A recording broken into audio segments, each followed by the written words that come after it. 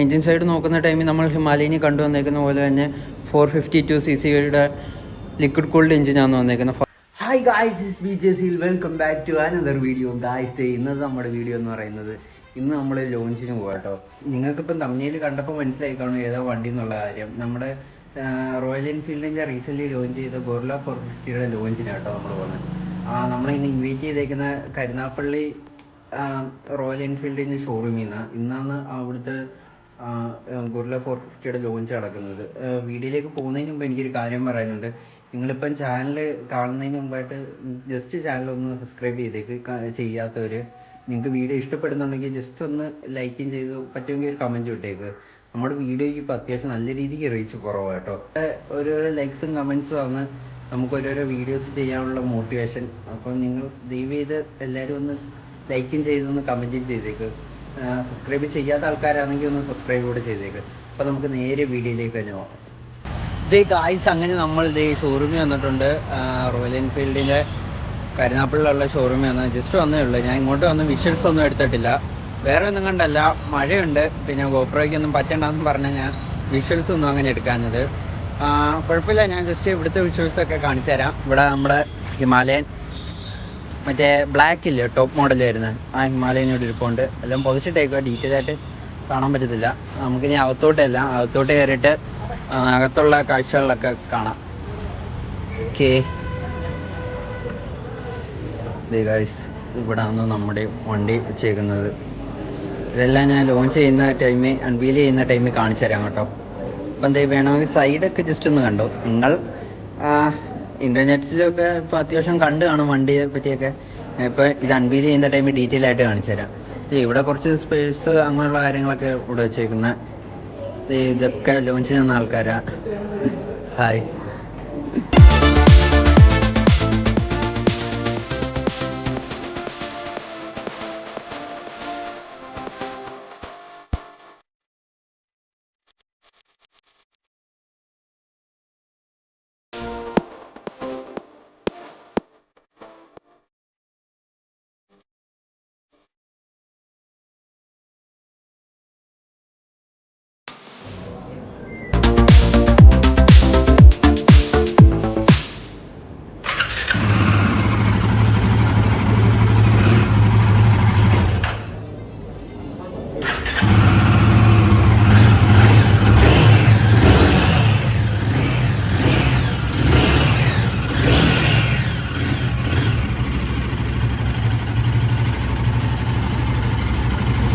നിങ്ങൾ ലോഞ്ചും കാര്യങ്ങളെല്ലാം കണ്ടല്ലോ. വണ്ടി നമ്മൾ അൺവീൽ ചെയ്തിട്ടുണ്ട്.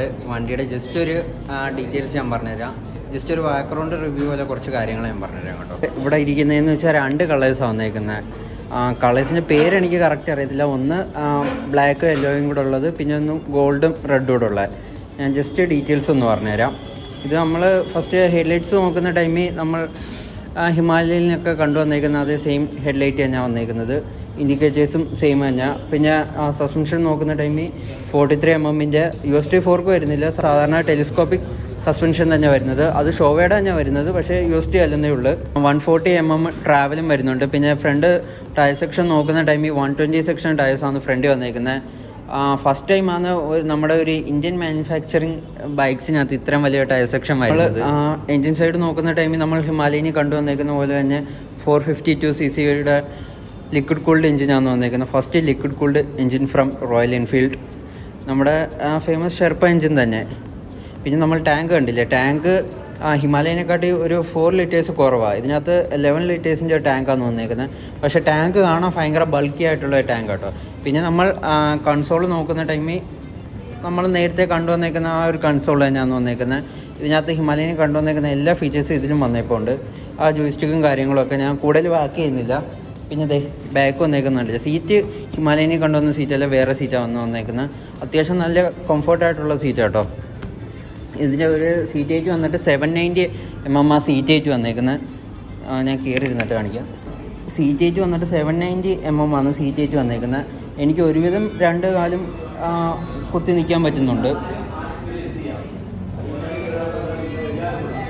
പിന്നെ നമ്മൾ ബാക്കിലത്തെ ടയർ സെക്ഷൻ നോക്കുന്ന ടൈമിൽ 160 R70 സെക്ഷൻ ടയേഴ്സാണ് ബാക്കിൽ വന്നേക്കുന്നത്.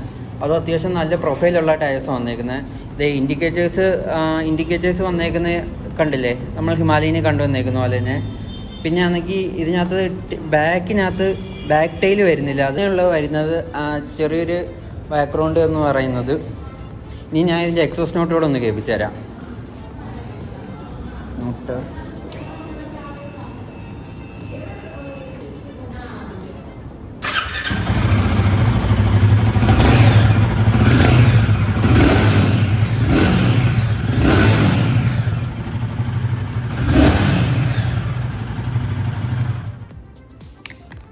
എക്സോസ് നോട്ട് കേട്ടില്ലേ. അപ്പോൾ ഇത്രയൊക്കെ തന്നെയുള്ളൂ നമ്മുടെ ലോഞ്ചിൻ്റെ വിശേഷങ്ങൾ. അപ്പോൾ നമുക്കിനി നേരെ ഇവിടുന്ന് തിരിക്കാം.